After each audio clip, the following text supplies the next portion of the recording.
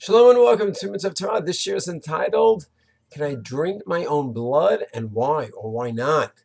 So the Gemara in Shabbat talks about in Samach Dalid in the Daf Yomi, Marit Ayin, something which is prohibited because of Marit Ayin, that people will see you doing something that looks like it's also eating a cheeseburger. It looks like a cheeseburger, but it's really power of cheese. Maybe years ago people didn't really know about the power of cheese, so then you can't do even when no one's looking. Marit Ayin.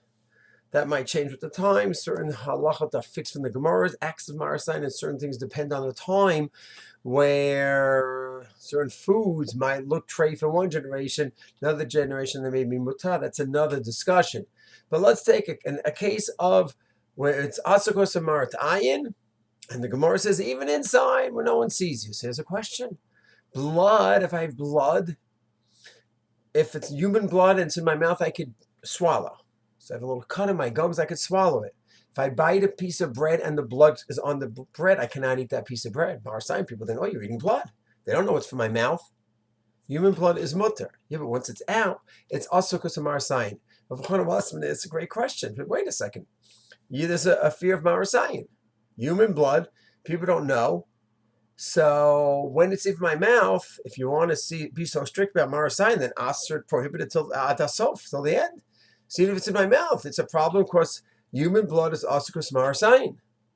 He says when we say it's also even in chadri chadarim, in the room when you're alone, it would be that theoretically if someone was in the room with you, they'll think, oh my gosh, you're eating regular blood. But even if there's someone in the room with you, they'll see, even if they see that you're bleeding with your gums and you swallow it, it's obvious that it's your own blood.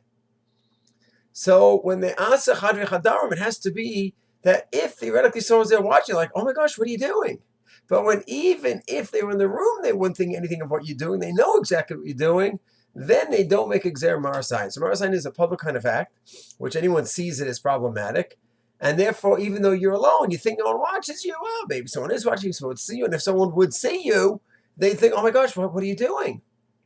As opposed to my own blood, even if theoretically someone would watch, it would be fine. So that's why halacha l'maisa, I could actually swallow the blood in my mouth, but once it comes out on a piece of bread or something, I have to cut that piece of bread off where the blood is, and then I can eat the rest of the bread. Shalom.